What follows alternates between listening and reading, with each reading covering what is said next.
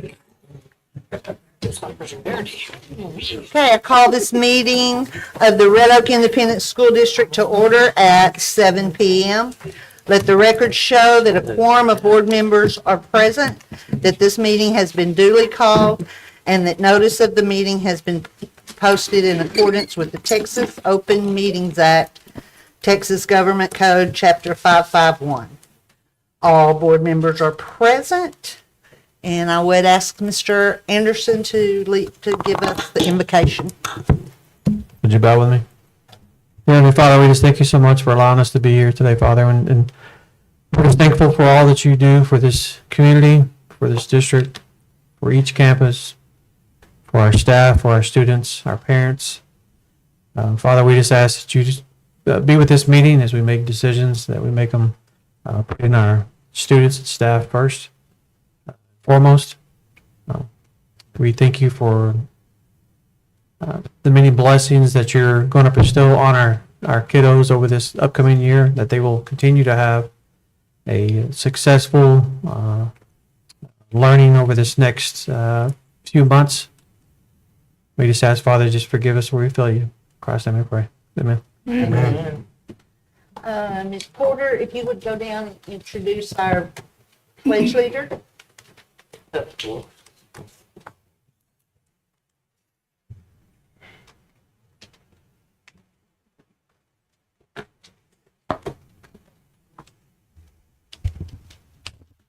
evening. Our September pledge leader is Andrew Ramirez. He is 10 years old. His parents are Denise and Abraham. He has two sisters, Eileen and Abby.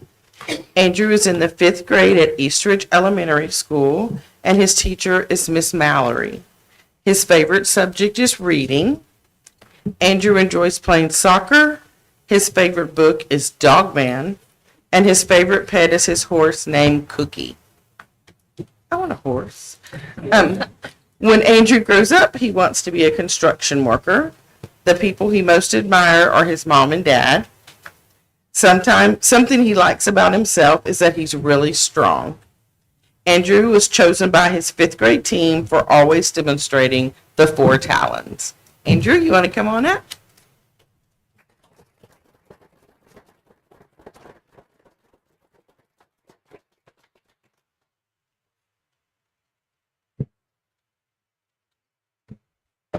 Everybody will rise, please.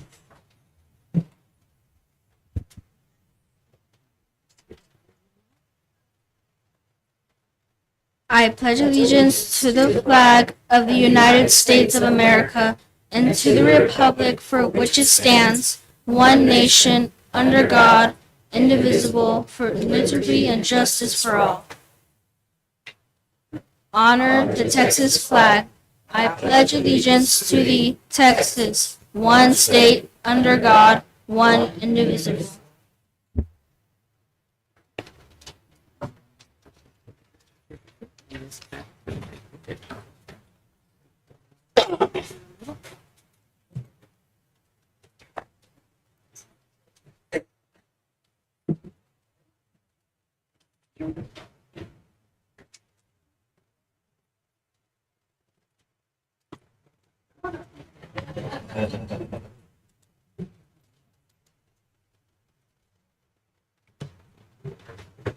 Awesome.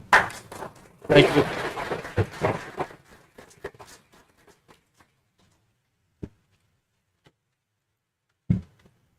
Okay, and seeing that we don't have any other recognitions, if you do not plan to stay for the rest of the meeting, this would be a good time. You could slip out. We'll give you just a couple of minutes. If not, we're going to continue with our superintendent's report. Okay, we will start with an assessment, assessment update from Megan Corns, our Chief Technology Officer. And we also have Israel Cordero, Chief of Secondary Schools and Programs, and Michelle Owen, Chief Academic Officer.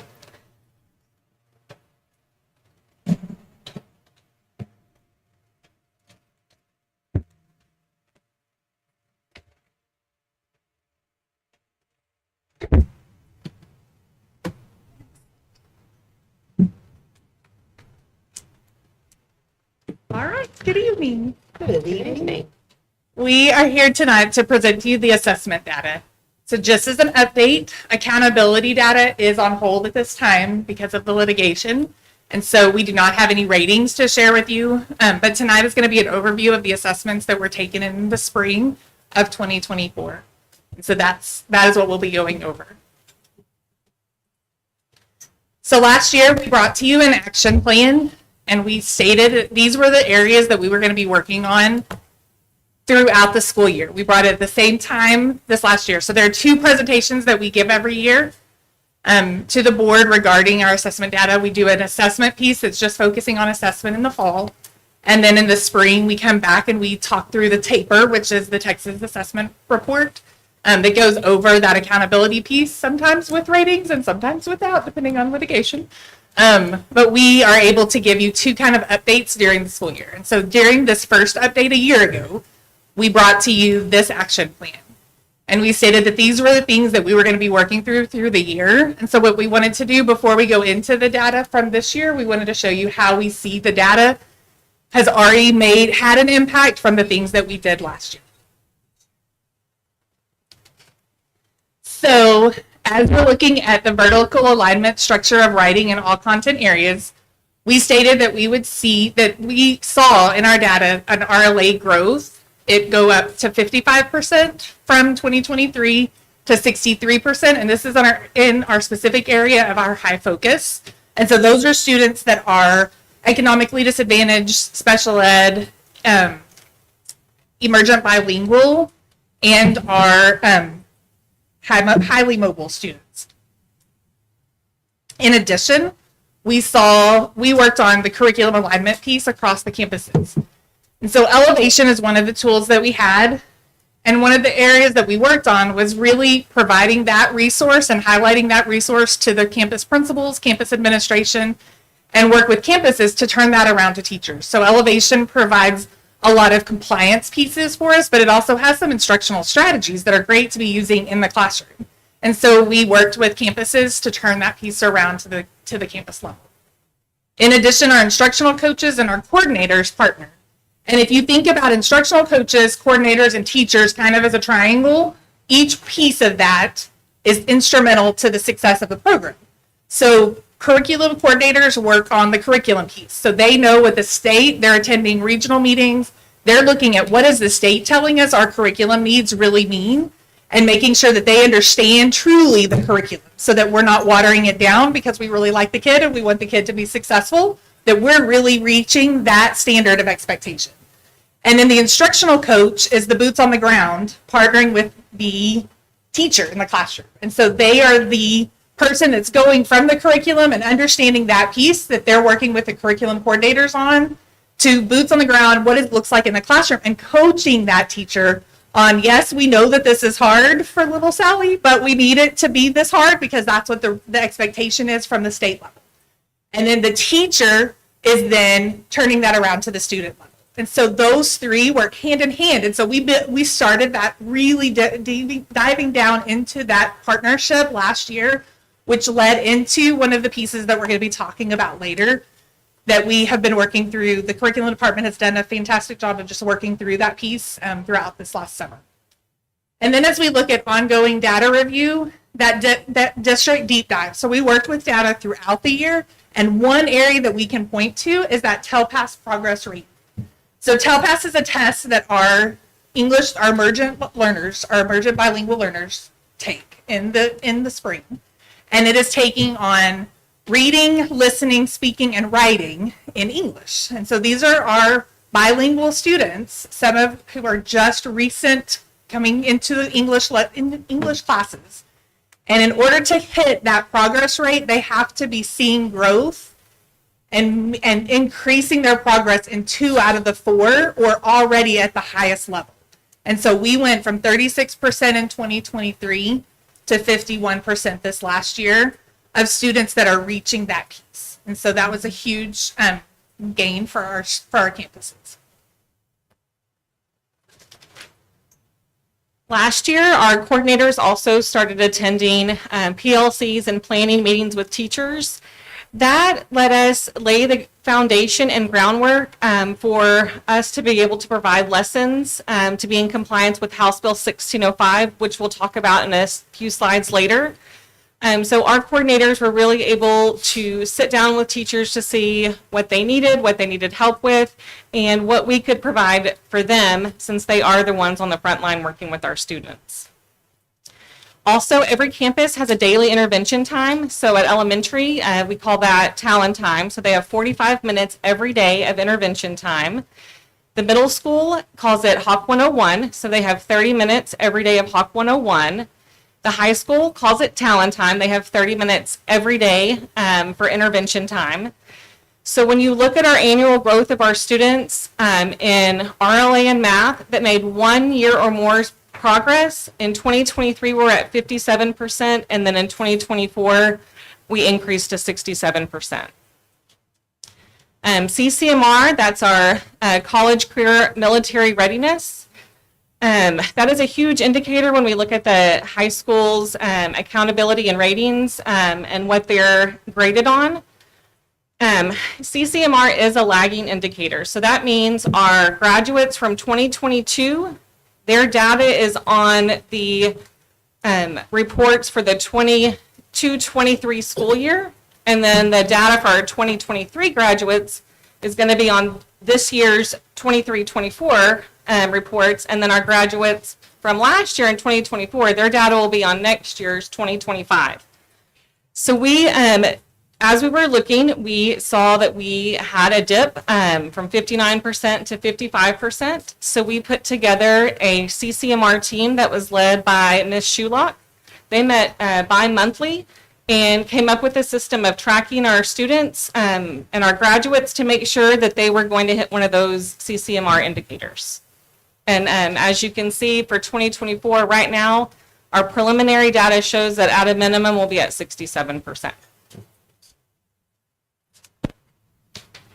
So finally, we focused in on a program that's called Lead Forward. Lead Forward is a company that takes all of the information from the state, all of the different pieces that they give us in accountability and in assessment, and they help us prioritize those needs throughout the school year. So there are webinars that they do throughout the school year, and it's all about how can we turn that around. So the assessment and accountability team and the curriculum and instruction department both work together to attend those monthly webinars and then also do some in-person training. So they do some professional development for not only administrators and district administrators, but they also do it for teachers. And so we found several of those that they attended as well.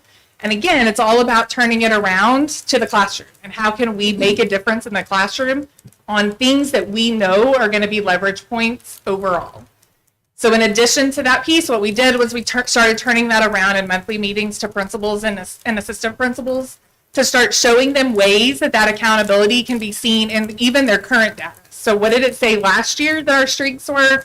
Are we still having that as a strength, or is there an area that we need to start focusing on or that we need to refocus on because it was a weakness last year and we're not seeing the growth?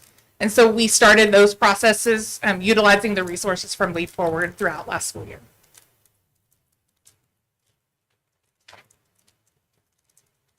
So last year, we started having conversations about House Bill 1605. 1605 was introduced last year, but put into practice for this school year. 1605 requires that we provide high quality instructional materials to all of our teachers. What makes an instructional material high quality is that it's 100% aligned to the state standards. So this school year, we have made sure that we are using materials that were either previously adopted by the district in previous years or our current adoption that we just approved this last spring. All of those materials are approved by the state and they're 100% aligned to the TEKS. We are also, 1605 requires that all the lesson plans provided to teachers are aligned and utilize those high quality instructional materials. As with anything new, there are challenges. We are working closely with our instructional coaches and our teachers to get feedback as we're working through those lessons. We assembled teams of teachers, instructional coaches, and coordinators this summer to write lesson plans for every content area and every grade level. And so, like I said, with anything new, we do want feedback. And so we meet with instructional coaches every 2 weeks to get feedback from the classroom teachers and the instructional coaches on what adjustments we need to make to where we're not compromising the integrity of the resource, but we're monitoring the pace at which we've made the lesson plans and to see if we need to provide teachers with any additional support. House Bill 1605 also requires in grades K through 2 that we teach reading with a high quality best practice phonics program. In Red Oak, we are using Saxon Phonics in grades K through 2 to teach reading. Okay, so at this time, we're going to get into the actual data from last school year. So just to review, performance labels are provided to the students after they take every assessment. And a performance label really tells the next year teacher the level of support that the student's going to need. So it's not necessarily about that year. It's really telling the teacher for the next school year how much help or how much assistance is that student going to need. It's also a great tool for parents to see how much support they should be seeing as well. And so as we're looking, approaches is passing. When we are looking further into the presentation today, you're going to see a focus again on meets and the meets level. Because for our students, we really want to be pushing to that meets level. And we brought to you last year a goal of 60% by 2028. And so we're going to go back to that goal because we need to see how we're doing in alignment into that goal. So this is the data for our 3rd through 8th grade students. So as you're looking at this data, a few things to point out. Approaches and did not meet will be where you see the totals add up to 100. If a student is at masters, they are also included at meets and approaches. So a student that receives meets is also included at the meets level and the approaches level. In addition, so math and reading are tested at every grade level, 3rd through 8th. Science is only tested at 5th grade and 8th grade. And social studies is only tested in 8th grade. Another important piece to point out is that there are writing components, because some of you may remember there used to be a standalone writing test. That has gone away, and there is a writing component on every assessment in reading, science, and social studies beginning at 3rd grade.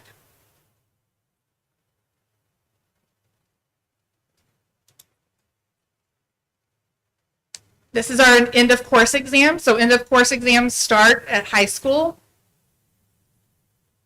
And again, if a student is at master's, they are also included in the meets and approaches level.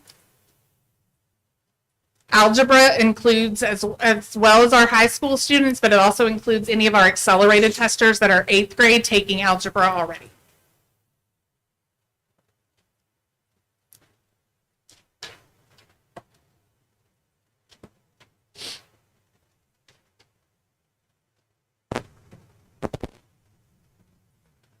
So after looking at our data and meeting with our campus leadership and our instructional coaches and coordinators, we came up with action steps for this school year. First and foremost, that challenging and aligned curriculum that we talked about earlier. So we have provided curriculum that is 100% aligned to the standards and is challenging. We are hearing in some classrooms that it is challenging for our students. So our instructional coaches are working closely with our teachers to help provide instructional strategies so they can scaffold up to on grade level material and not water down or bring down that level of curriculum. All of our instructional materials are vetted by the state. Like I said before, the materials that we're using were approved for adoption by the state and have been vetted by TEA. Vertical writing, we saw gains, like we said on a previous slide, in RLA, and we contribute that to the amount of time that we spent working on writing. That's not only compositions, but that's also grammar and spelling and mechanics of sentence writing. We do feel that that helped us improve in reading, so we want to continue that trend and keep working on that so we continue to see those gains.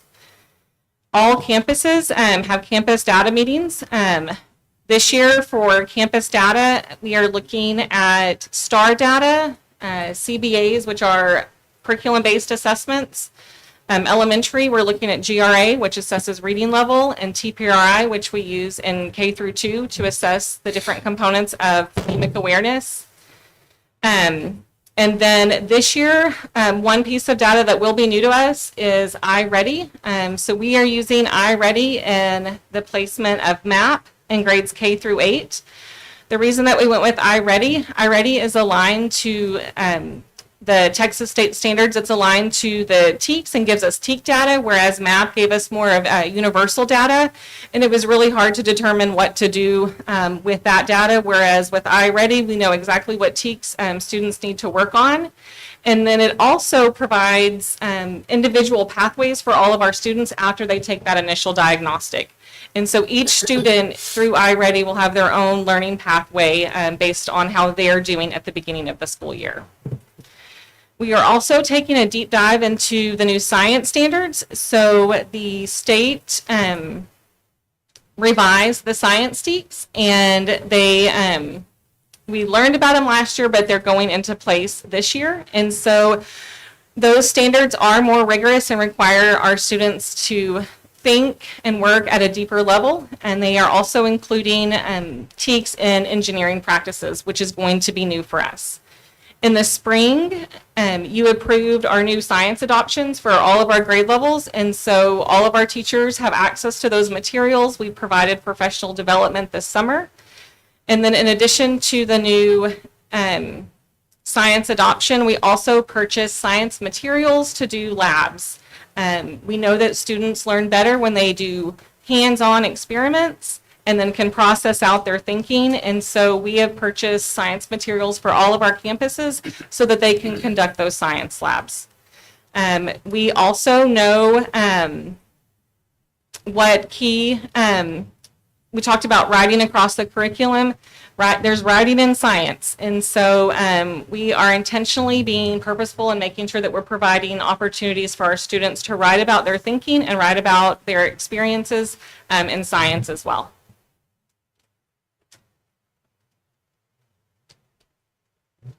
Last year, we came to you with a goal. So our goal, I think Ms. Knight actually said it a few minutes ago, our goal is our kids. And so in order to move our kids forward, we have to set a pretty lofty goal. The state is nowhere near this goal. Their goal is a lot lower, and it stays lower. And then all of a sudden they expect us, when 1 year, to make a huge jump. And so what we are doing is we're going to start tracking that, and we're going to start sharing with you every year how we're doing in the goals that we've told you that we have.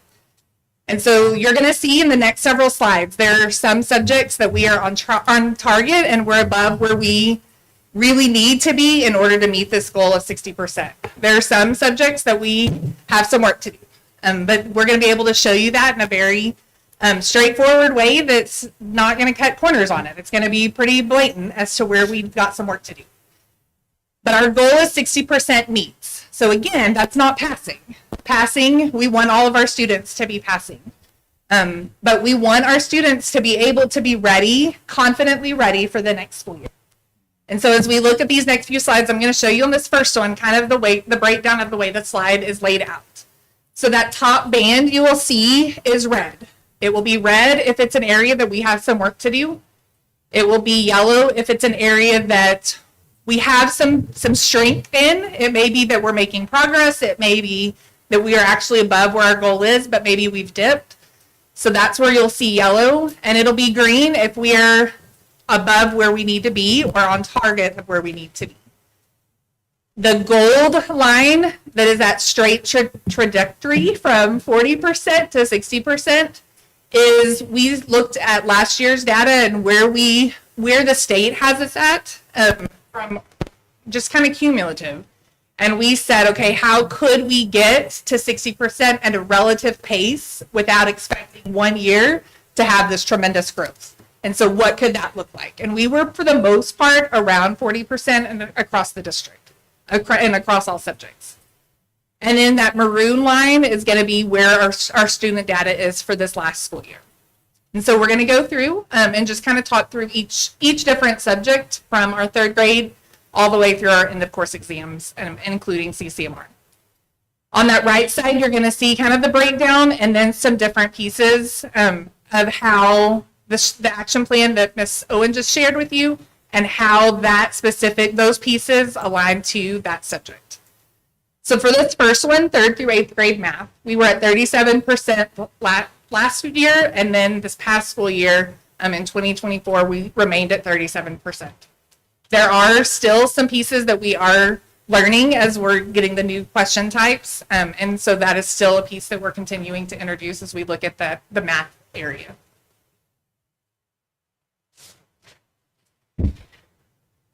So in math, you'll see where it says next steps. So on several of these slides, some of those next steps say the same thing. So I may or may not say the same thing over and over, the ones that are repeated over and over.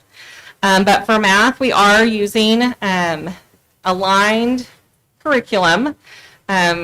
Those lesson plans, like I said, we invited our highest performing teachers in the district to help write those lesson plans, along with our instructional coaches and our coordinators. So the teachers had opportunities to go to staff development this summer. And then again, during the PD week, we try to give as many opportunities as possible for teachers to have access on how to use those materials. We continue again to work with our instructional coaches to give feedback. In math and K through 2, we've already made a few adjustments just on pacing based on what the teachers have provided, but we're still maintaining the integrity of that curriculum, and we're teaching on grade level math. Every campus will also have their campus data meetings. Every 6 weeks after they have CBAs, we have data meetings where we look at our data, we see what TEKS our kids struggled with, and then we come up with intervention plans. That intervention plan could be, we might need a whole new reteach. It might be we need to spiral some of those concepts in during a bell ringer or a sponge activity. It may be that we need to pull small groups during that Talon time or that Hawk 101 time to provide specific intervention for those students. Make sure I didn't miss anything. We also, in looking at our math curriculum, math had been adopted about 10 years ago, and so we did make some adjustments to some of the materials that we were using. We reached out to some surrounding districts like Mansfield and Midlothian that were seeing success with their math scores and asked them what they were using. And so we are using some of the materials that they said that they're using because they are seeing success, and then we're able to collaborate with those curriculum departments to make sure that we're going to see the same gains that they're seeing in math as well. 3rd through 8th grade reading saw a minor growth, but it was still a growth, and we are above where we wanted to be at this point to remain on our track. So we are actually meeting next year's goal. And again, this was one of those key areas because writing is a part of it. It was one of those key areas that we were hoping to see that growth from the work that they worked on throughout this last school year. For reading, we continue, like I said, to use those lesson plans that we created this summer and those instructional materials that we're providing to teachers that have been vetted. Again, we want to continue that work that we did last year with writing. When writing was on a standalone test, we saw unintentionally, sometimes it wasn't taught with fidelity in every grade level. Well, writing's on every assessment. And so we are making sure in every grade level that we are teaching, like I said, writing, the composition piece, but then also our grammar and punctuation, everything that goes with writing. In K through 2, to be in compliance with 1605 and the science of reading, we are using our Saxon phonics in K through 2. We're using the lessons from there and the decodable readers from our Saxon phonics. And then in third all the way through 12th grade, we have CBAs every 6 weeks, and so we have those data meetings. Same thing, we're looking for where our kids struggling. One thing to note about reading that is a bit different from last year, the scope and sequence that we used last year would teach a genre in it 6 weeks. So for example, third 6 weeks, they might spend the entire 6 weeks working on fiction. And then the next 6 weeks, they might do informational text. And then the next 6 weeks, they might do drama or poetry.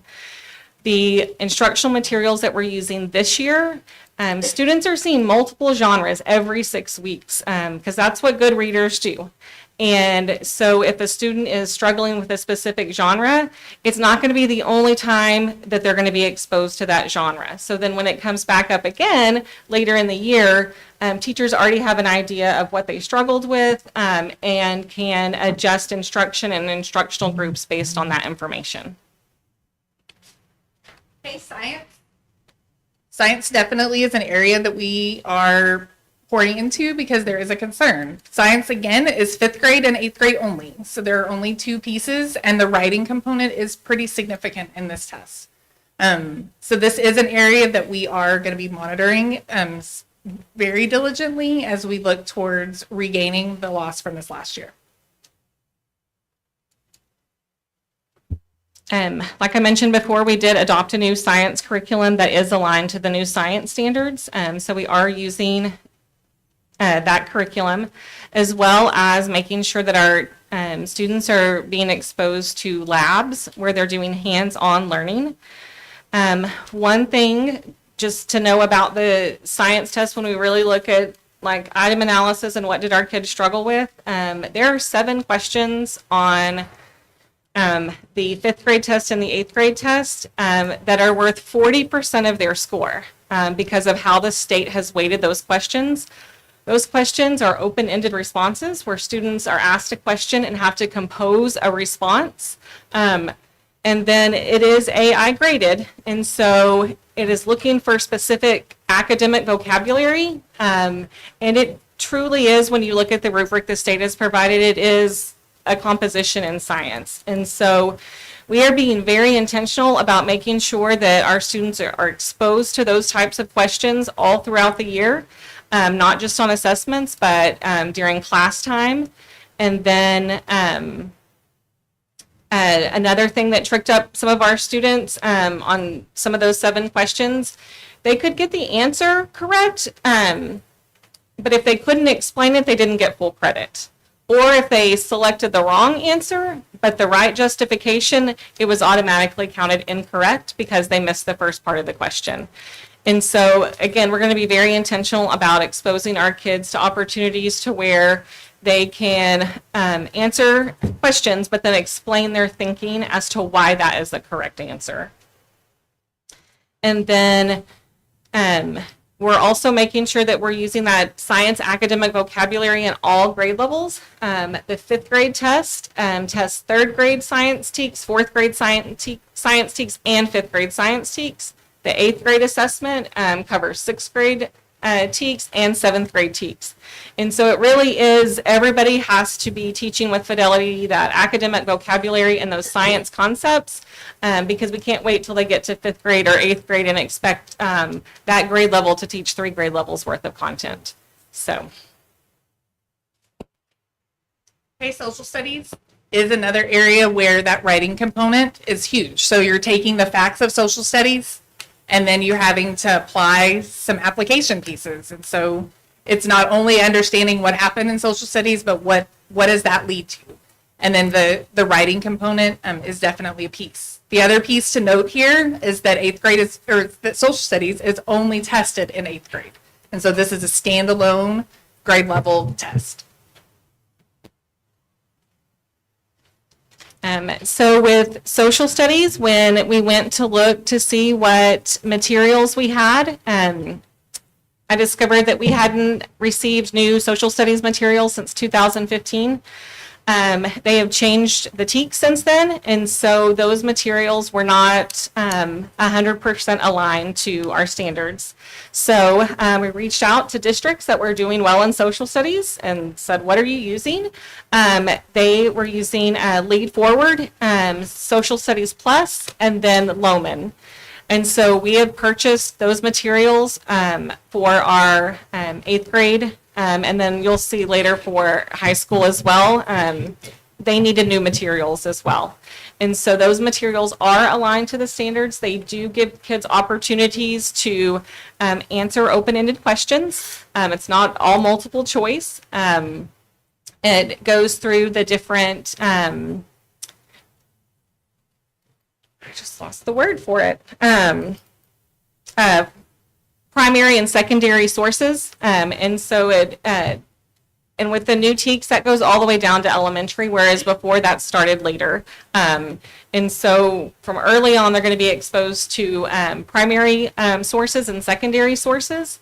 And then for 6th through 12th grade, we are also training on, it's called DBQ. It stands for document-based questioning. And so it's requiring our students to think at higher levels when looking at a document.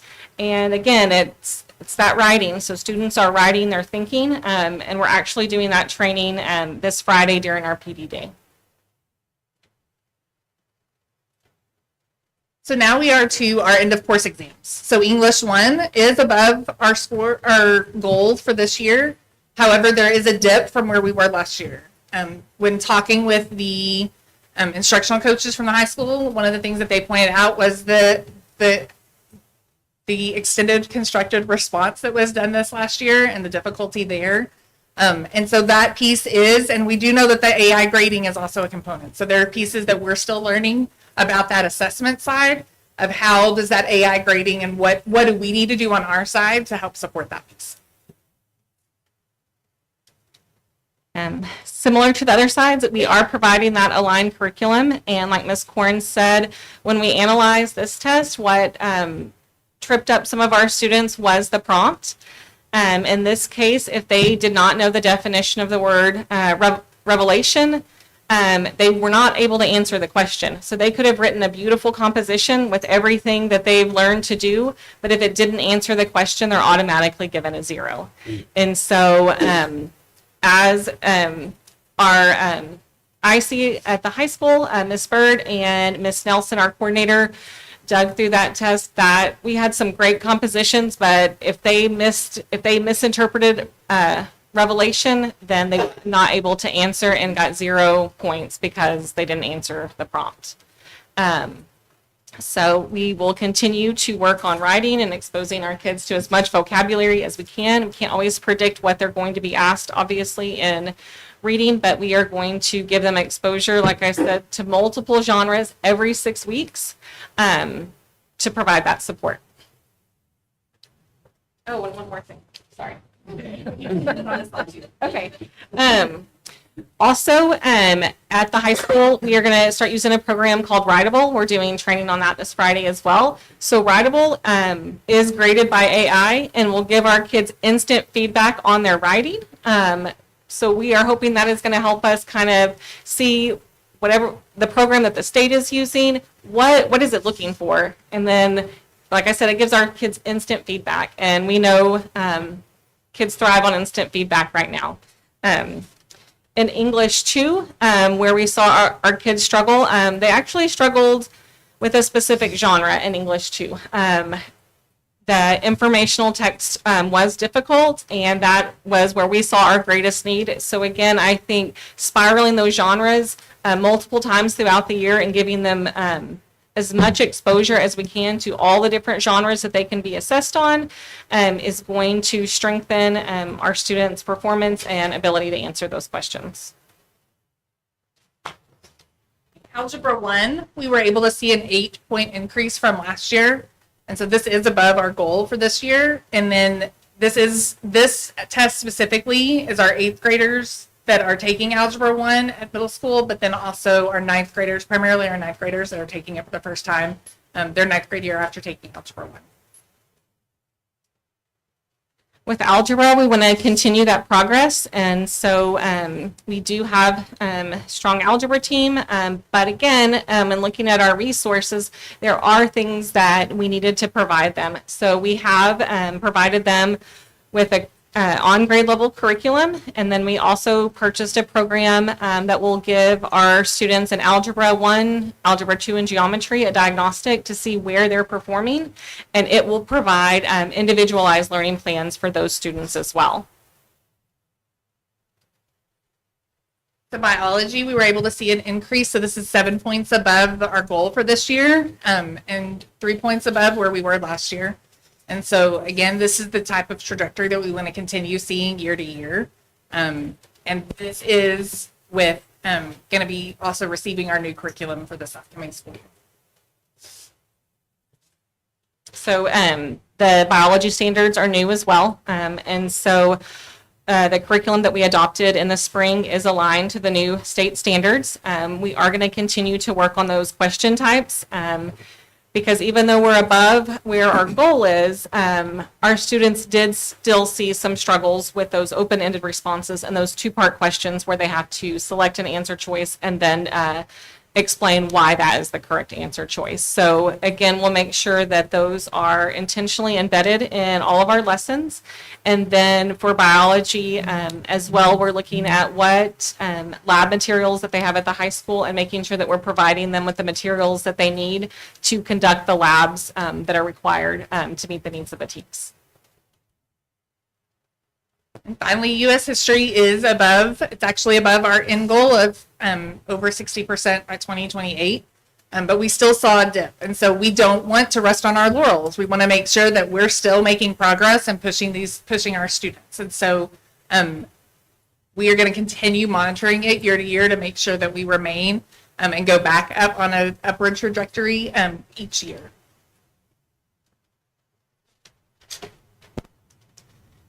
So with U.S. history, we are above where our goal is, but we definitely don't want to decline. We want to increase. And so, again, their instructional materials that they had been using were from back in 2015. And so we did purchase Loman for them. It provides them instructional slides, formative assessments, opportunities for writing, and it is aligned with the new social studies standards as well. And then for all of our grade levels, 6 through 12, we are also using IXL as an intervention tool as well. And that IXL covers all the grade spans that are tested as well, from 6th grade STAR to EOCs. Okay, and finally, we have our college and career military readiness. This is that lagging indicator that we spoke about earlier. And so when we initially brought this to you, prior to last year's accountability system, we expected an A district was at 60%, was expected to hit 60% in college and career military readiness. After we had that graduating class leave, they changed it to 88%. And so in order to be an A district, we want to move our students to that 88% as quickly as we can. And so it is a lagging indicator. So we were not able to make any changes to that 55% from that year, but we've already started the work for this upcoming school year. It was a pleasure collaborating with Michelle and Megan on the PowerPoint. In case you're wondering, I just have one slide, and the reason that they just gave me one slide is that they knew I would turn it into 15 slides, and so that's what I'm passing around now. But as they stated, we do have a lot of work to do. I was with y'all, I don't know, the last 35 days of the school year, and I was able to be a part of some of those CCMR meetings that Ms. Shulak led. Today's day 115 for me, so between that time and now, I have a full awareness of what needs to happen. I'm no stranger to CCMR, and with a great team, I think we'll just continue to move the needle forward and forward. We had a 3-hour meeting in July. I call it a compression planning meeting, but it's just a fancy way of saying we had a meeting to compress time instead of spending 6 hours or 6 weeks trying to figure things out. We assembled the smartest celebrities that you have in the district, and We did a horseshoe-style table, and you have that report in front of you, which I'll share with you in a second. And we just tried to unpack what is it that we need to do to really focus on CCMR. But before you go to that report, if you'll take out the Hawk Nation report. If you just turn the page where it reads CCMR TSI, what you see there is what the state is considering TSI met for college ready. And then in a second, I'll talk to you about career ready and then military ready, which is the college career military readiness. So every single senior, ideally, when they graduate from high school, so that we could get to that 88, every single senior should meet one of the following things listed on the yellow. That's to be career ready. That's the legislation that was enacted that said your students, your scholars are now career ready.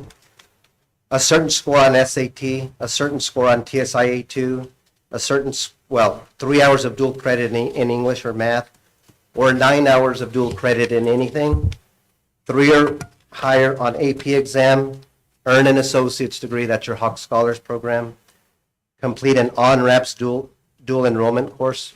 We don't currently have on-ramps, that's through UT Austin, but in the near future, we're going to do a presentation with the cabinet and the superintendent just to kind of share that with them, or complete College Bridge. The thing about College Bridge, which is what the seniors did this past year, is you're supposed to see if they could be TSI met on the TSI test first, and then if they're not TSI met, then you offer them that opportunity with the College Bridge, which may or may not be around for years to come. But the good news is, for every senior that we have that graduates TSI met, they can enter community college.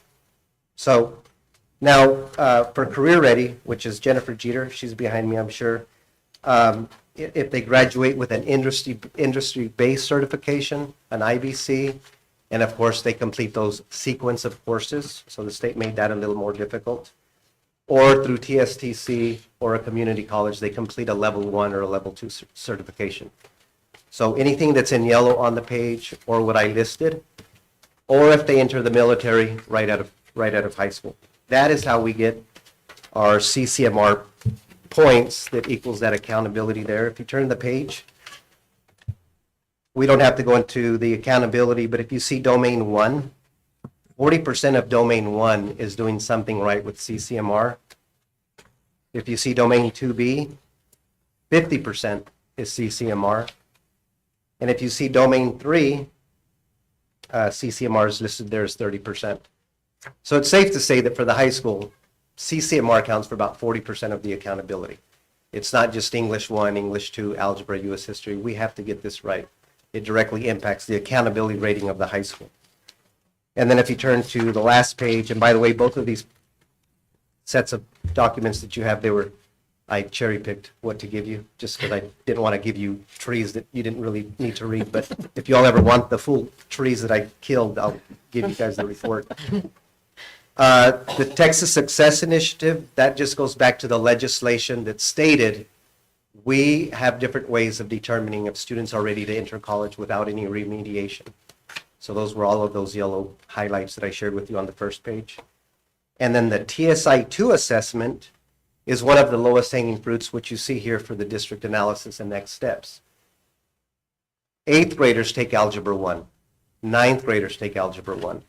The TSI test is mostly Algebra 1 with a little bit of geometry.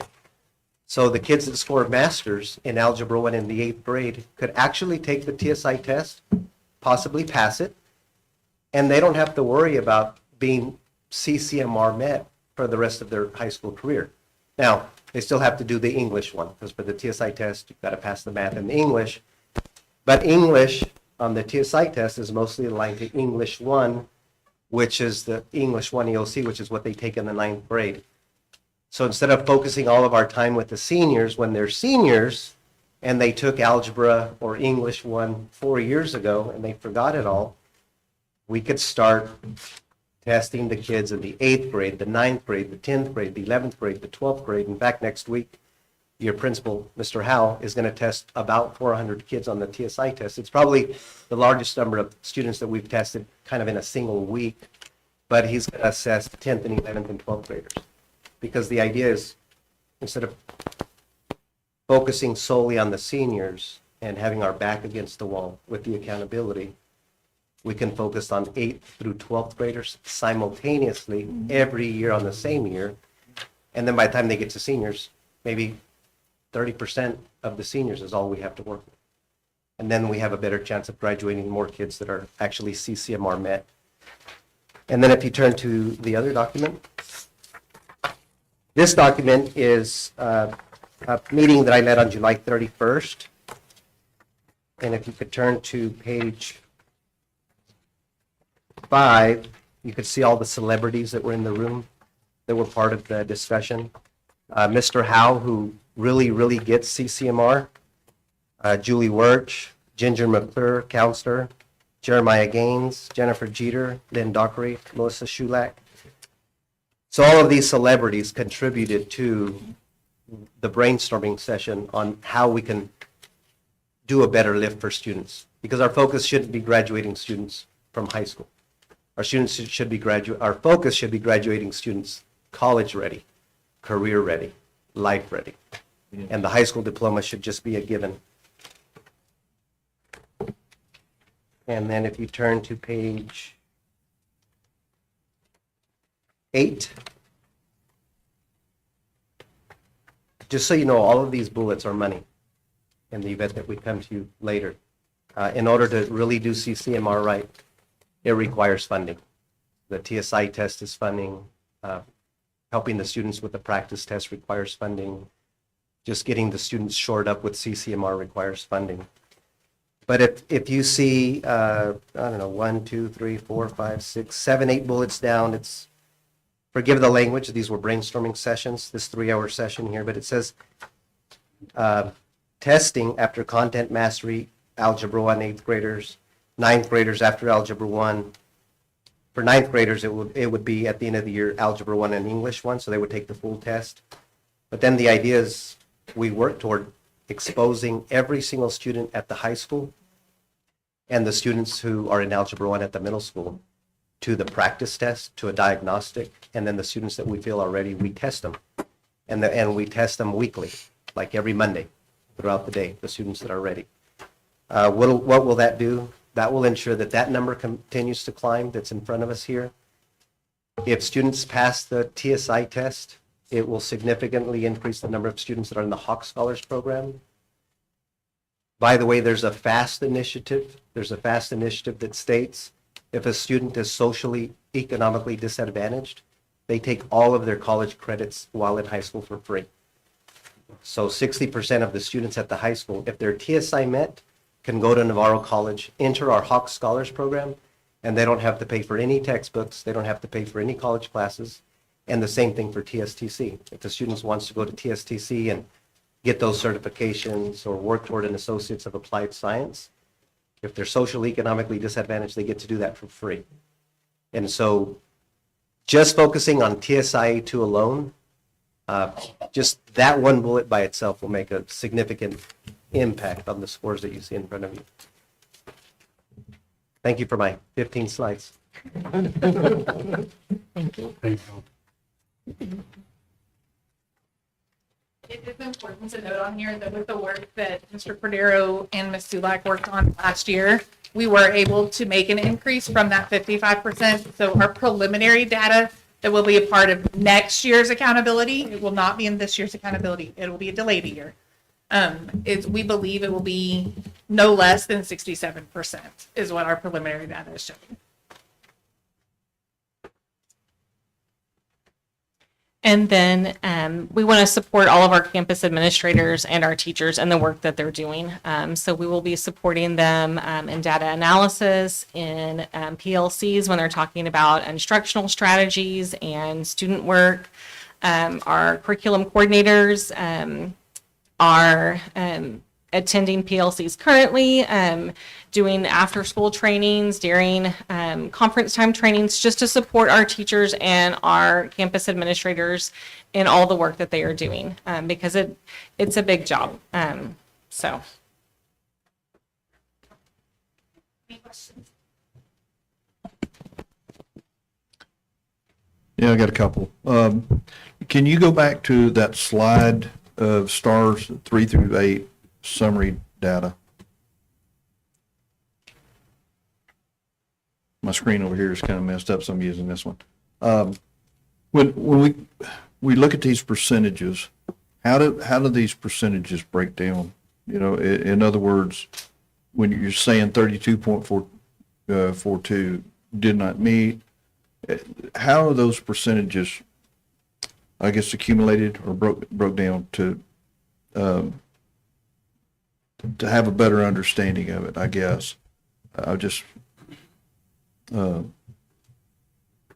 maybe I'm just looking at it incorrectly. So did not meet. Actually, there is another piece of data that that kind of goes another level deep that says did not meet high or did not meet low. Okay. And so that does help us look at where are students that are significantly struggling versus ones that are at the did not meet high. The piece to that is that is one of the areas that we really focus in on with growth, because what we want to see is a student grow from, I used to call it, we would jump colors at ROE when I was there, and that we would move them from, did not meet would be a red, and we would move them over to that approaches, which would be a yellow. And so we wanted to have color jumpers. We wanted somebody that would move the colors every year. Well, that's great, but some of our students have some significant areas that we've got to work on. And so what the did not meet high and did not meet low allows is for us to get some credit in the area of growth, primarily talking about accountability. But in the area of growth, it allows us to see that even though they didn't get to approaches, they still performed higher than the previous year. Okay. And so a student that is at did not meet, those are, they're part of our, it's called 1416 House Bill, which requires us to provide 15 to 30 hours of accelerated instruction. And so my team with Mary Lee Stone and Rachel Little are supporting the campuses in that accelerated instruction piece to look at how are we providing that 15 to 30 hours, and what does that look like as far as any software that we can support from the technology piece, but then also partnering with curriculum to what does that look like in small group pieces, and making sure that we're tracking that to make sure that we're meeting that requirement of 15 to 30 hours in that group that's did not. Okay. I can buy that. The other one, I guess, just looking across to the right, the social studies, and I know you're saying reading and writing is now part of this. Is that what is affecting our number here? Social studies has more TEKS than any content area. So there are over 100 TEKS that kids are eligible for testing on. So that's the biggest challenge when you look at social studies. I'm going to say compared to science. Within one TEK, and I'm not a social studies person, but like when you look at the Bill of Rights, that's not just one piece of information. Looking at all the different amendments, they could be asked on any of those amendments. And so one TEK might say they need to know all the amendments, but then they could have a question on any of them. And so one of the things that I liked about Lohman's was they've actually studied all of the release tests, because the state does like to test certain amendments. And so, for example, the Second Amendment is the highest tested amendment. And so they are going to get more exposure, and they're going to have more questions on that, because that company has researched what's been tested most frequently. And they have actually looked at the vocabulary of the social studies test to say, typically, if you see this in the question, it's going to trigger, and there's a study guide that helps kids make those connections, because it's a lot for, you think our 8th graders are 13, and they're trying to memorize over 100 TEKS, and then not only memorize them, but then also apply what they've learned and then write about it. So I feel like that is the hardest area of social studies for our kids. Okay. That makes sense. I just got one other, I actually had a couple, but I'm just going to ask one more. When we're talking about the data, we're talking about accumulating this data, And you had mentioned, about bringing it and letting us see it once a year.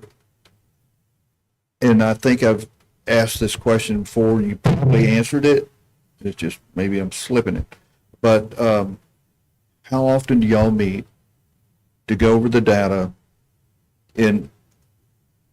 as a complete group, I guess? Obviously, every year when we get our STAR data in, we start analyzing to see where our areas of need are and our opportunities for improvement. We look at where we did well. We look to see if there's specific teachers that did well, to see like what are they doing. And then every 6 weeks, we have those curriculum-based assessments. And so we are analyzing those as soon as that data comes in to see, do we need to adjust our pacing? Is there something that our kids really aren't getting and we need to back up and slow down? Are there resources that we may need to look at to see why we missed those TEKs or why our kids didn't perform in those TEKs, so that we can provide instructional materials to our teachers and our campuses. And like I said, the campuses do a great job of making sure they have those data meetings every 6 weeks. I think it's most impactful when you take it down to the kid level. Being a former campus principal, all of my kids had goals. They could speak to their data. They knew what they were working on. We celebrated successes. We had a bell that we rang every time they met their goals. And so our campuses are doing that as well. They're creating data folders for our kids so that our kids have buy-in too. And they're taking some ownership in that. We are celebrating when kids grow. You'll see them talk about level up, and every campus does it a little bit different, but they are rewarding kids, not only in leveling up in academics, but we level up in attendance, we level up in behavior. So they're meeting also on a regular basis. And then our teachers use formative assessments. Those can be like exit tickets. It could be 2 or 3 questions to see, here is my lesson for the day. Did my kids get it? And so we have provided those in the lessons as well, exit tickets and other formative assessments, so that teachers can be making instant adjustments to the instruction, so that we're not waiting till the end of the 6 weeks to see, oh, they didn't get it. Great. That's what I wanted to hear. Thank you. Does the criteria for the individual levels change from year to year? So when you look at your goal, your trend line, how does that incorporate the changes to those levels? So primarily what we're seeing is that the trend for the different subjects stays the same. So, and we set the goals higher than where the state has. So we went with the highest level. So for example, and I don't have it in front of me, I want to say reading is at 45%, 44% or 43% right now as their meets goal, where math is at 37 or 38%. And so we set it at that 44 for this year, moving that towards where we need to be. And that doesn't change until 2027, 28 is when that finally actually does make a jump. Right. But if they're changing what they say is meets, right? Then you're not incorporating that change into your goal, the district goal. So we'll continue monitoring it. It didn't change that significantly last year to this year. So we'll just continue monitoring to see if there's anything that we do need to make a change on to make sure that we are comparing that piece, because it is based somewhat on the assessment. So they change it a little bit depending on the assessment, but for the most part, it stays very close to where it is. And then you talked about the curriculum we had from 2015, and it changed, the TEKS change. What are we putting in place to, I mean, are we not looking at that? I mean, that's a 9-year span. Did nobody look at that over the 9 years, or did it not change until 24? Or That's only in social studies, correct? Social studies changed, and then science.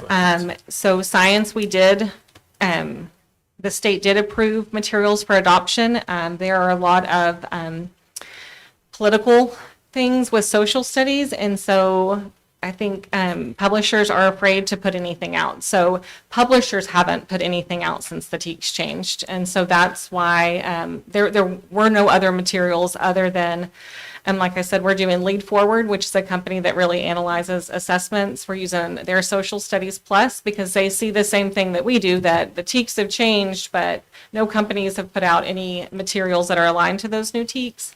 And then Lohman's was actually created by an 8th grade social studies teacher at a high-low socioeconomic school, and their campus was rated in the top 2 every year for their scores. And so he really analyzed, he loves social studies, and so we feel confident that using those materials are going to help our students and then help our teachers as well.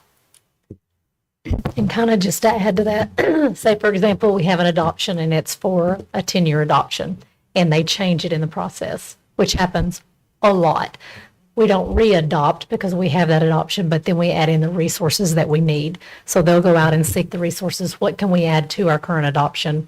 Still do what we're supposed to with the current adoption, but add different layers to meet those new changes. Okay, I get that. But that's across the board. It's not Yeah. just social studies. We do that. Correct. So if the state is testing on TEKS that are not covered by any of the material that's out there, are we feeding that back to the state and saying, hey, hey? Yeah, they We do can't not, just- yeah. we can't just wing it. I'm sorry, there's nothing out there for us to do. I mean, And that's where sometimes you create your own, and that's what the curriculum department has to do. Because like I said, there's a lot of political things out there, the book issues, the what can we put in there, making sure we're not teaching the kids things that they feel like are inappropriate or trying to brainwash our kids. They're certainly worried about that. And so what the curriculum department does is they start actually going out and creating materials as well. They have the TEKS, and then they have the different resources, and they'll start putting it together. It's like it's shooting at a moving target continually. I think that's what you're getting at, is the target is continually moving, and we think we get there, and then all of a sudden it changes, and so then we have to go back and we have to look for different things. Some of those are online. Some of them are actually print materials, but they do continually look at those to see what can we use and what can we do, and sometimes they create their own as well. I have a question.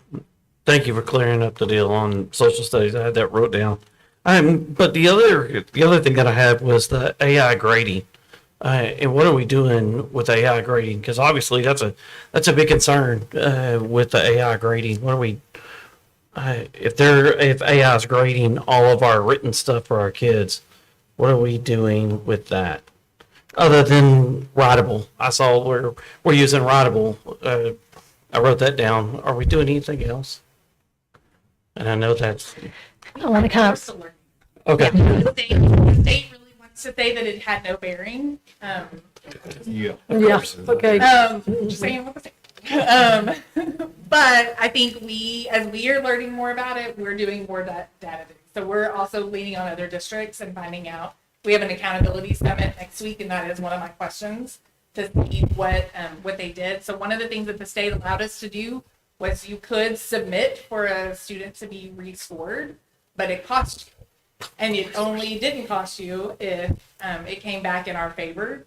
And so I'm interested in knowing if districts actually did that, and what their payoff, and did they actually see benefit from it? And so those are some of the questions that my team is taking to the accountability summit next week with Region 2. And if you'll remember, we've kind of progressed from the hiring off of Craigslist. I don't know if you ever remember that or not, but they hired people to score our test off Craigslist. And so this is their answer to be able not to have to hire people that have no idea about the writing, is to let a computer who has no idea about the writing. So that's their progression. but for the computers that the kids have and use, I mean, there's programs that I can't remember the name of it. I didn't use it when I took in my master's class. I didn't use it the first time. Everybody else used it, and I got hammered for about 40 commas. Grammarly. Grammarly. Yeah. Yeah, because you get to the point where it's almost a game. You know, you put it together and you check it, or you try to fix it yourself. I mean, you're learning, but you don't really know that you're learning. The kids have access to those type of programs. Absolutely. Yeah. So they care. Yeah, well, I mean, there's a free part of it. I mean, it works pretty good, so. AI was actually on my list. I got it. Yeah, he covered it. I have to say something. Yeah, all our children, they think it a little differently, and they're going to answer a little differently and have the same answer. They just may answer it a little differently. So if AI is picking up on this, I have a problem with that. Because like I said, this child is going to answer it in a certain way. This child's going to answer it in a certain way. They come up with the same answer. It may just be structured a little different. And if they're looking, I don't know. It's. I think with human graders, as if you read a child's paper, you, for the most part, know what they're talking about. Yes. But does AI? No. Well, it takes the human aspect out of it. Yes.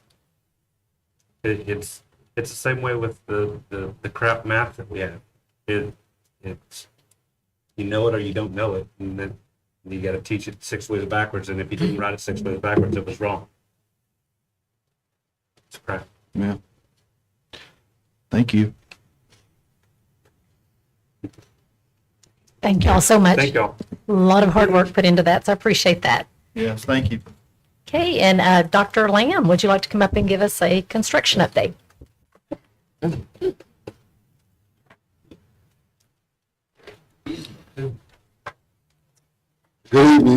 evening. Alright. Mine is not going to be as heavy.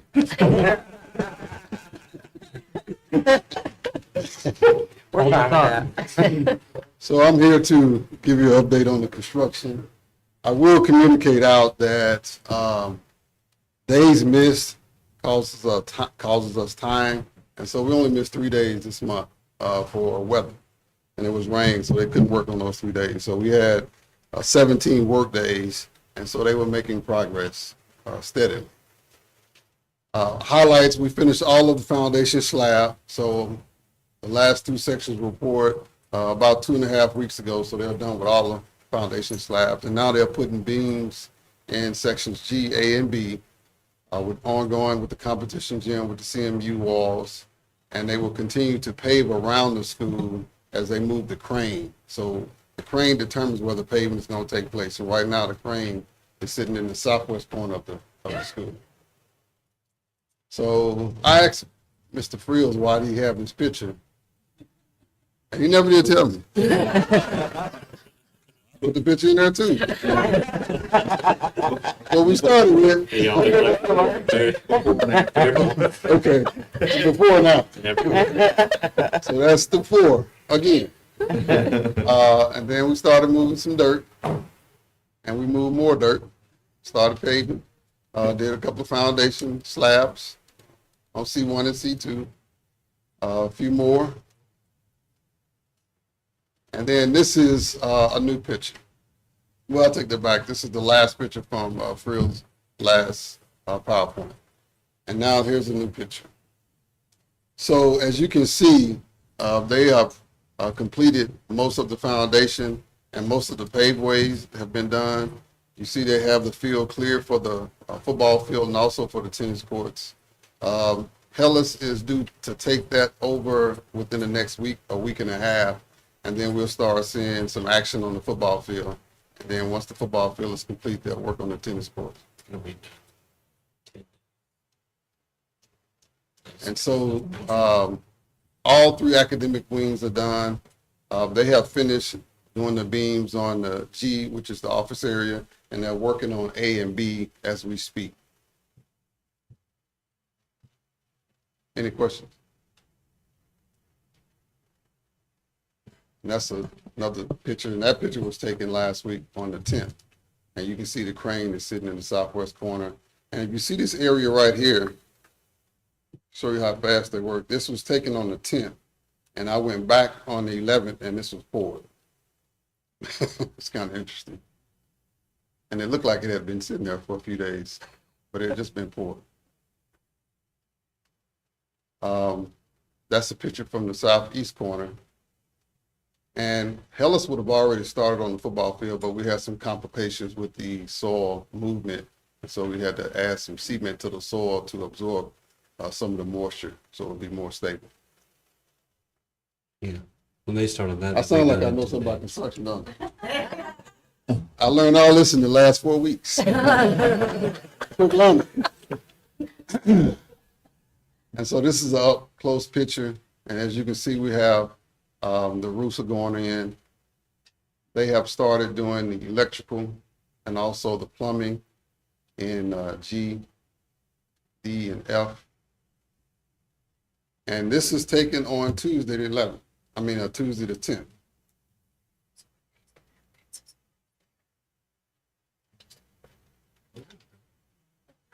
That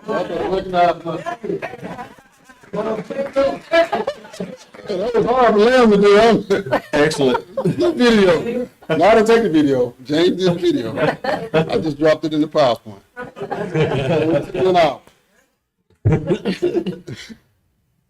And so this was taken on the 12th, and that's A and B.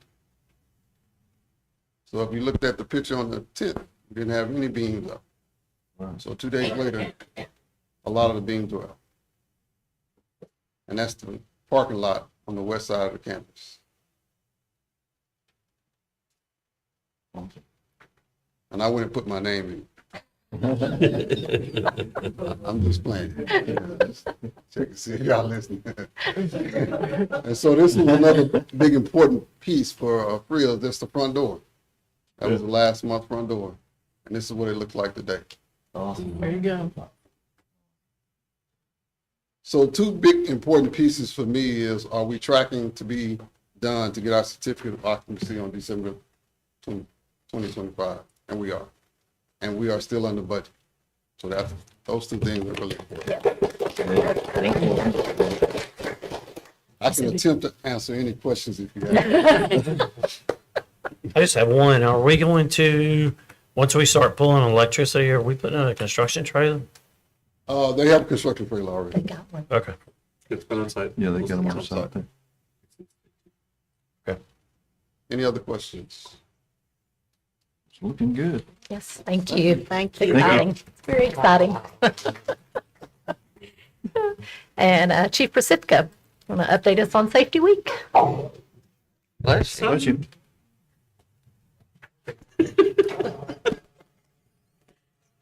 I didn't know I was following the comedy act. Good evening. We're glad to speak with you about our Safety Week, our Fall Safety Week, which was held the week of September 9th. Just to back up, prior to school, safety training was provided to all employees of the district. Within that training, was the standard response protocol. We use the I Love You Guys Foundation. We've used that for years here at the district. It's used across the country, traditionally by most districts. So all staff got that training. The week of the 9th, we want to test the parts of the protocol itself, which, remember, the 5 parts: lockdown, secure, which used to be called lockout for those that have been here a while, evacuation, shelter, and hold. So those are the 5 that we test. I will tell you that the state of Texas requires that annually or semi-annually, twice a year, once in the fall, once in the spring, that you test all parts of the protocol one time, except for the fire drill, evacuation piece, which you have to do monthly by local standards if there are students in the classroom for 10 or more days in that month. So that's pretty much every month from August when we start through June when we have summer school for the 2 campuses. So everything else, the requirement of state law is once. However, at Red Oak ISD, we're always better. We want to raise that standard, so we do it twice in the fall. We test all parts of the protocol twice, and we do the same thing again in the spring. The Safety Week gives us an opportunity to test all parts of it for the first time, and then the campus level, in working with the safety teams, will schedule the rest of the other parts of that protocol the rest of the year, which we help coordinate with. So I just want to give you a little history there. It's always good to try to test as quickly as you can, as early as you can in the year. This year was the week of the 9th. It's good to do it early as we can because you always have new staff. And this year we did have quite a bit of new staff. And you also have new students to the district, so they need to know what to expect when an actual event occurs. Also, it's good to test because you'll find glitches. Every time you'll find some glitch that you have to fix or take care of. And that also, it's whenever you have a glitch, like this time we had a couple times where new staff members actually set off real events during our drill using the Raptor piece. We train that Raptor is live, but sometimes when we do this for the first time, there's an understanding what they need to do, but they're in the wrong place, not in the drill part of it, and they're in the real part of it. So that's good. It's a good learning curve. It gives the folks on the campuses time to work with the employees. I will tell you also, we'll tend to always find something. At 2 different elementaries, we had an issue with the front door locking. At one of them, it was corrected that day, and that was because there had been work on that door and it had been left in test mode. They corrected it. We retested that same afternoon with IT. Everything's functional. The other one is because of a rodent that got to the wires, and so that was corrected as well, and we retested, and everything is functional. The only other glitch we were aware of, or IT was aware of before at the high school. We had a secure, but there was a network switch that was actually out, and the high school was in the process of replacing. Well, because the network switch was out, didn't allow the front door to lock in the secure. The network switch was replaced by IT through IT, and then when we had a lockdown later in that week, everything functioned just like it's supposed to. Now, the good thing is, when I tell you the door didn't lock, remember all the doors to the campus, exterior doors are locked except one entry into the foyer. That's the one that on the secures didn't lock, but you still can't get entry into that because you're still locked in the foyer area. Now, with that said, we immediately, once identified, it got corrected with working with IT. But again, it's good to find that in a test and not later when you need it to lock. So that was taken care of. So any of those 3 issues were minimal and again corrected on that day. I will tell you, this is my 5th year with the district. And I will tell you during the safety week, we will have one real live event during that safety week every time, without fail. And we did this year as well. We had we ended up having a secure at the high school because convoluted with our safety week was also a statewide hoax panic. And there was some things that came out that it was in the best interest of the high school for Mr. Howe and his team to put their building in secure. So that was a live event. And then we also had a secure at Shupman during that week because of a report in a neighboring by Glen Heights of a possible person in the neighborhood behind with a weapon. So we immediately put that campus on a secure because of the trouble potentially outside. So again, it will go every time. During safety week, we will have live events that occur during safety week.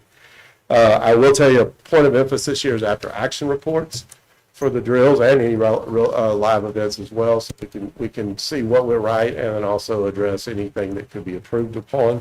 It was a good week of testing, and like I said, throwing in the live events as well. So you test, but you also then you have the real thing that occurs, and you get to see if your tests are working. So all in all, it was a good week, an informational week, a week for the staff to learn and grow, for all of us to do that. So that's my report, and I'll be glad to answer any questions you may have.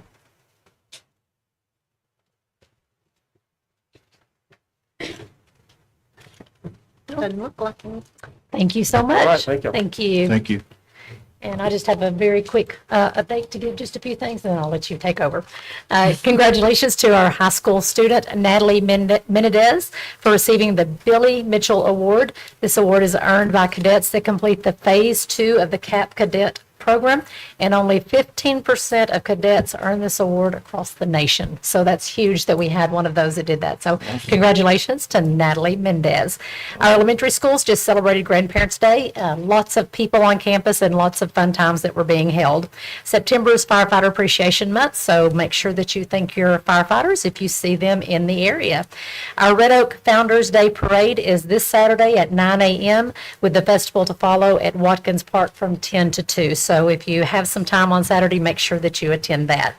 That is followed by Ovilla Heritage Day, which will be the following Saturday, actually September the 28th.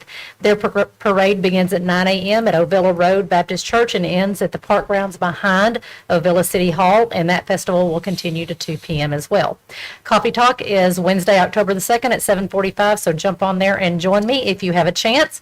Education Foundation Annual Partnership Golf Tournament is coming up on Monday, October the 7th at Thorntree Country Club. Our next North Texas Food Bank Mobile Pantry is going to be Thursday, October 10th here at the ESC at 4 p.m. Our Mighty Hawk Band has some marching competitions coming up, October 5th in Midlothian and October 26th in Mesquite, so watch the websites for those. Homecoming is Friday, October the 18th with a parade beginning at 2 p.m. and the presentation of the homecoming court, I'm assuming pregame as usual, at 6:30 p.m. and the game will be at 7, so we'll get more information out on that as well. Also, October 26th, the Red Oak High School Varsity Theater is going to be performing The Legend of Sleepy Hollow at 7 p.m. at the PAC. Be sure to check our website for all kinds of events, including volleyball, football, tennis, cross country, just to name a few. And then we are also celebrating National Hispanic Heritage Month from September 15th to October 15th, so keep an eye out for campus activities. And I did that very quickly because we had a long update, so that's all I have. Hey, Debbie, did we have anybody for open forum? Okay, then we will go straight to consent agenda. Are there any items that any board members want to pull from the consent agenda to discuss separately? Okay, if not, do I hear a motion? I'll make a motion that we approve the consent agenda as presented. Second. Okay, that's a motion by Mr. Knight and a second by Mr. Sebring. All those in favor say aye. Aye. Opposed, same sign. Motion passes 7-0. Okay, and next on our list is the consideration of naming the new middle school. And Ms. Sanford, Okay. you will take back over. Yes, I'm going to invite up to the podium Lenore Washington. She is our current Red Oak Middle School principal, who will be our principal at the new middle school once we open up. We also have Chris Thompson, who is currently our middle school associate principal. He will take over the current middle school once that is open. Also wanted to recognize is Margot Spencer here. She is a long-term educator, community member, and a grandparent. There is Margot. And then Carla Shields is a Red Oak High School Alumni Association member. She is here. These 4 individuals made up the committee that went through all of the different recommendation and nominations that we opened up to the entire district in order to look at naming the second middle school. That was opened up from August 1st through the 23rd. We had a total of 176 nominations that were submitted during that time. So, Ms. Washington, at this time, I'm going to let you take over. Thank you. Good evening, Board and Superintendent. I am Lenoria Washington, Principal at Red Oak Middle School. I was honored along with Mr. Thompson, Ms. Shields, Red Oak alumni, and Ms. Margot Spencer to review the 176 community nominations for naming the second middle school. I appreciate the Board for allowing us the opportunity and the community to give their input, and I further appreciate the Board for considering the top 2 nominations we are bringing forward for your review from the 176 nominations. I would like to say that both of these nominees we are bringing forward to you for consideration are outstanding and worthy, and I do not believe anyone could question the contributions each of these amazing ladies have given to Red Oak ISD. It is a great thing to have so many nominations from a community. It speaks volumes of the passion and dedication of many individuals who have touched the lives of so many Hawks. I know you have information in your possession that highlights the given nominations. The committee read each of the nominations, and we are bringing forward 2 names for your consideration. Dr. Joy Shaw Middle School and Michelle Carter Middle School. I would also like to add some other thoughts for the committee meeting. We know the naming of the second middle school is the only item you will be considering on this evening. But like I said, both of these ladies are very deserving of recognition. So after the board decides on the name of the second middle school this evening, we would like to ask the board to consider the following at a future board meeting. Should you choose the second middle school be named Dr. Joy Shaw Middle School, we would like for you to consider naming the track and field at Goodloe Stadium the Michelle Carter or Carter Track and Field, offering the family a choice. Likewise, should you choose the middle school to be named Michelle Carter Middle School, we would like for you to consider naming the Learning Commons at the new middle school the Dr. Joy Shaw Learning Commons. Again, I know this would be for a future agenda for you to vote on for the second middle school, but we recognize that both nominees are very deserving. Thank you again for your consideration. Thank you. Thank you. Okay, do I hear a motion? I'll make a motion that we name the new middle school to be Dr. Joy Shaw Middle School. Second. Have a motion by Mr. Knight and a second by Mr. Sebring. Is there any discussion before we vote? Any discussion? Okay, then, I'm sorry? If I want the other nomination, do I do that now? Or do we discuss it? Like if I have a motion. You have to close out this Then I have to motion. close out this one? Okay. Yeah. Okay, so so how, I'm not sure how I do You it. I take a just vote on close out this this one? motion. Yeah, you have to take a vote on this motion. Take a vote on this one first? Yeah. The other one Okay. will have to go to it's not on your agenda. Yeah. All you have is the name of the middle school for this, unless you're naming the Learning Commons or something within the middle school. Okay, so I'll take a vote on this one. All those in favor say aye. Aye. Opposed, same sign. Aye. Okay, so that is 6-1. And now, I'd like to make a motion to name the second middle school Michelle Carter. okay. I have a motion. Do I hear a second?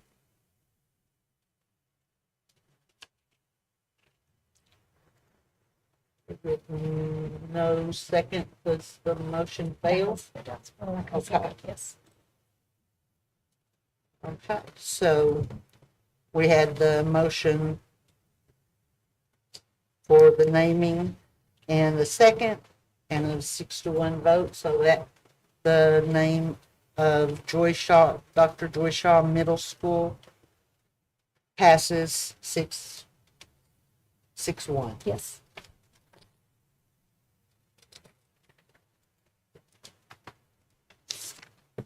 Okay, the next agenda item is consideration of Performing Arts Center LED retrofit.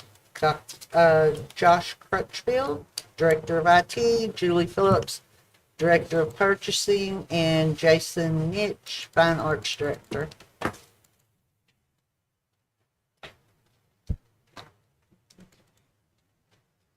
Good evening, Board. I just want to thank you all for being here tonight. Tonight I am bringing you a proposal for the Performing Arts Center lighting upgrades. The Technology Department has worked with the Fine Arts Department to evaluate the lighting in the PAC. The current lighting in the PAC is currently 15 years old and is running off of a floppy disk. We have been very fortunate enough to have technicians and a Fine Arts Department to learn and maintain the system for as long as we have been able to. But as incandescent light bulbs are being phased out in the U.S., it is increasingly difficult to find and acquire replacement bulbs, and the cost is getting exponentially more prohibitive these last few years. LED lamps are more energy efficient, require limited maintenance over time, produce less heat, and have an increased functionality to their incandescent counterparts. The proposals are for a total LED retrofit and replacement of the PAC and ROHS black box, including the infrastructure, wiring and electrical work, and any facility or technology upgrades necessary. We have received proposals for this project from Gemini LSV and Covenant Communications. The purchase will be funded from the capital project funds for the 24-25 school year. Administration recommends that we accept the proposal from Covenant Communications in the amount of $528,348.18.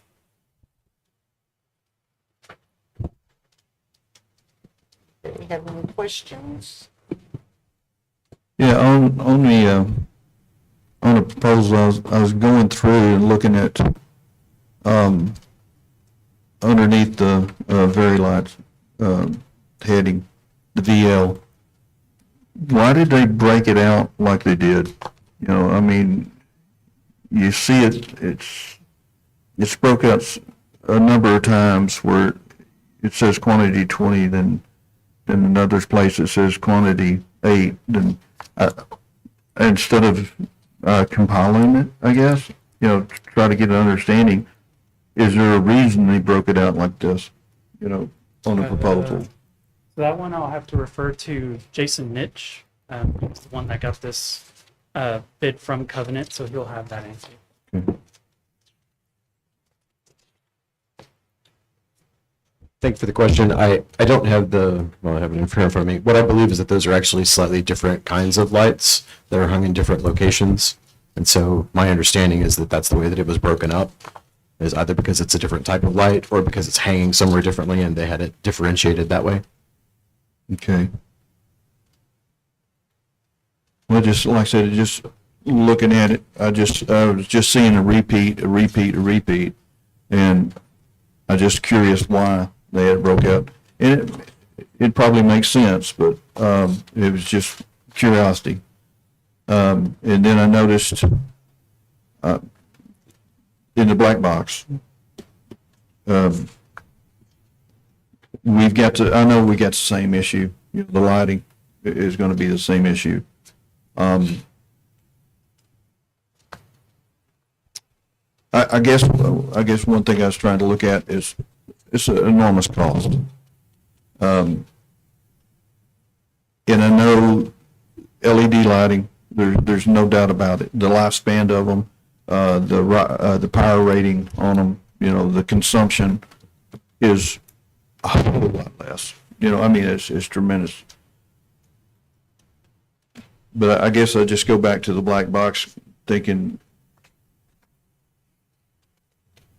you know, from that standpoint, and I agree that in the pack, it definitely needs it. As far as the lighting, you know, during our plays, during any performances, you know, you want to see what's the best there, you know, and really see it and see it pop. On the flip side of that, on the black box, I understand this is where we do a lot of practice. You know, this is where we really get into it.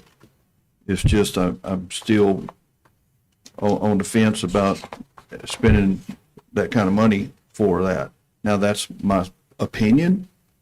Others may differ, but I just wanted to bring it up.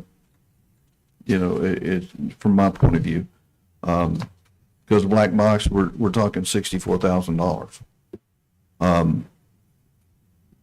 And this is, y'all had two proposals, correct? That came in, this was the best of the two. Correct. We had multiple vendors come out and do site visits, and these were the two that submitted final complete proposals. Okay. Okay, thanks.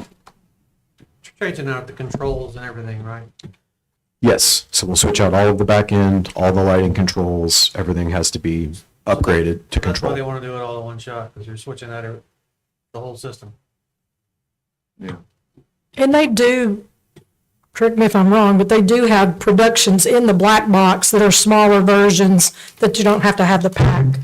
Correct. but there are productions that take place in the black box as well, and we would have the same issue with the incandescent bulbs in the black box as we do on the stage. Those bulbs just, we aren't able to get them, or we aren't able to replace them. So when those bulbs burn out, we're not able to restore that lamp to functionality right now. Okay.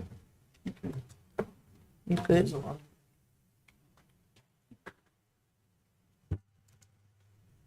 Anybody else have any questions?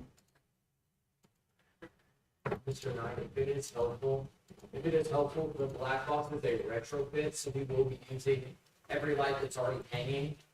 Those lights in the black box are a retrofit, and we'll be purchasing new fixtures. We're using the back end of that, we'll be replacing that, which was just taking on those costs instead of purchasing all new lights for the light. Okay, all right, thank you. Okay, do I hear a motion?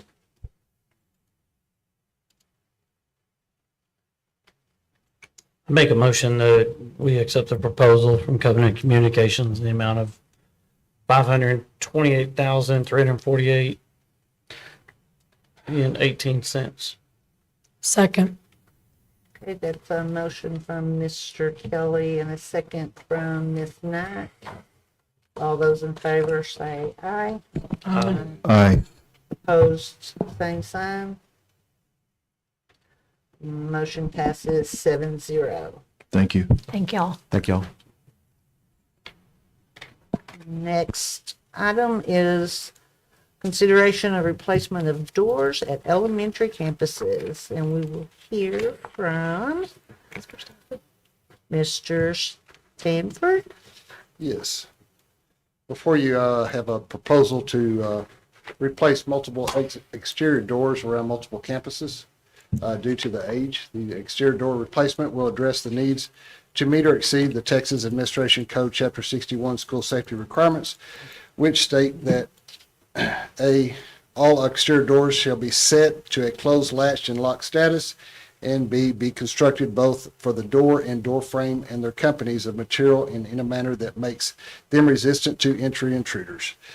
The project will be funded by the Safety and Facilities Enhancement Grant. We've taken 3 proposals, and administration recommends that the board approve the purchase of these doors and installation from All Door Services in the amount of $125,839.13 through the TIPS contract number 220903. Questions? I noticed this was, I guess, 3 campuses, the East Ridge, Woodin, and Shutman, correct? Yes, sir. Okay. What does our other campuses look like? They look good.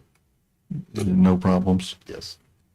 Because I think. I'm sure in probably another 10 years, we'll have some issues there, but that's just the age of the facilities and stuff, and just the usage of these doors is finally just wore out. And just Okay. need to be replaced. We're replacing them with all steel doors with a small window instead of just a big glass door. Yes. So, Well, I think it's going to be beneficial just for security. yes. Do we get that with the new film? Yes, the film will be on the small glass that's on it. Okay. We will have to install that. It doesn't come with that. Oh, we don't buy it that way. Is that because we did it with 3M? Is that why? Yes. Okay.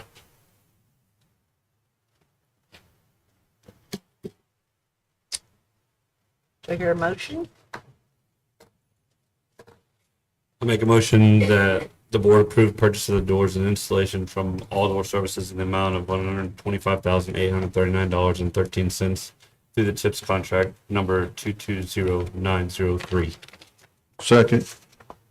Okay, that's a motion by Mr. Sebring, a second by Mr. Knight. All those in favor say aye. Aye. Opposed, same sign. Motion passes 7-0. Thank you. Thank you. Thank you.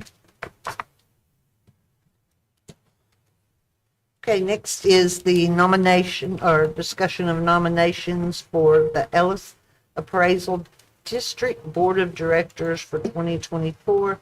And Ms. Sanford's going to talk to us about that. Yes. Okay. Each taxing unit in Ellis County is entitled to nominate by resolution adopted by its governing body one candidate for each of the 5 positions to be filled on the Board of Directors for Ellis Appraisal District for 2025.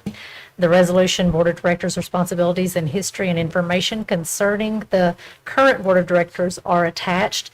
If you'll look through on your letter that's from the Ellis Appraisal District dated September the 4th of 2024, almost close to the bottom, it tells you they do currently have 5 who have are interested in continuing to serve. So they do already have 5 members that are listed, but our board could nominate someone else if they chose to do so. So that can be like from our board or anybody in the community? Yes. I would just suggest if you nominated someone from the community that You ask them first. yes, that they're willing to serve. Is anybody on our board, or is anybody on our board interested in serving on that appraisal district board? Okay, if not, or does anybody have somebody from the community that they? Okay, all right, then that, since we have no nominations, then That's right. that one dies. Yes. Okay, next is consideration of technology device purchase, and Ms. Horns and Josh Crutchfield. Good evening again, board. Again, I want to thank you all for being here tonight. I am now bringing you a proposal for district Chromebook purchases. Due to increased enrollment and the need to replace older devices as well as devices that have been damaged beyond repair, the district will need to purchase 400 Chromebooks in order to continue to support the one-to-one device initiative that was began in 2020. Proposals were received from CDWG, Bottom Line Telecommunications, and Delcom Group. Delcom is an approved district vendor and is in good standing and is administration's recommended vendor for this purchase in the amount of $162,968 to be funded from district general funds. Administration recommends that the board approve the purchase of Chromebooks from Delcom Group as presented. Are these on a, I know some of the things we have a schedule where every year or every other year we buy a certain amount. Yes, ma'am. Is that the way these roll in and out? Yes, ma'am. We actually have a 5-year plan with these Chromebooks to purchase additional Chromebooks each year to replace these end-of-life devices that are coming up in the next couple of years. What happens to the ones that aren't going to be used anymore? So normally we take those and we wipe the data off of them, and then we end up salvaging them or auctioning them off. That was actually a question I had marked on here, is just what happens to our old units. Yeah. You know, it's, I know this is also replacing probably damaged units. Yes. That get damaged. Do you have an idea what percentage we have that end up being damaged? I would have to get that exact number. Just curiosity. Just a guess. I would say probably around 10 to 15%. Okay. And if they're damaged from a child, from a student, do they have to pay for that damage? So at the secondary campuses, it's we do charge the students for that damage or for a replacement Chromebook if it's damaged beyond repair. At the elementary levels, we leave that up to the campus administrators. Isn't there some kind of insurance that they can purchase at the beginning of the year? Yes, Yes. it's $43. Yes. It's what? And It's $43. Somebody It's had to important. use it. It's $43. Get it done. We can't require the purchase, but we do offer the purchase. Yes, it is an optional device protection plan. Get it done. And the deadline for that is on Thursday. Good plug. Got that taken care of for them? Yes. Been there, done that. Hey, Josh, didn't we just purchase 1,000 of these Chromebooks this past spring? Yes, we did just purchase Chromebooks this past spring, but just due to the increased enrollment and the damaged devices that we came across over the summer that we were not able to repair, we're needing these additional 400 Chromebooks just to make sure we stay with our one-to-one initiative. And just a rough estimate, correct me if I'm wrong, it's about 1,500 a year that we need to purchase, correct? Correct. In order to stay on that 5-year cycle, so about 1,500 a year. That's not including the That's, yes. the added enrollment. That's just on our 5-year plan. Any other questions or comments? Okay, do I hear a motion? I move that the board approve the purchase of the Chromebooks from Delcom Group as presented using DIR-TSO-4159 HP contract. Second. That's a motion by Mr. Sebring and a second by Ms. Knight. All those in favor say aye. Aye. And pose same sign. Motion passes 7-0. Thank you. Thank Thank you. you. Thank you. Okay, do y'all have looked at your information items? Is there any questions or comments on those? Okay. Then the time is 8:50 p.m. and we will adjourn into closed session pursuant to multiple Texas government codes as listed on the agenda. Thank y'all.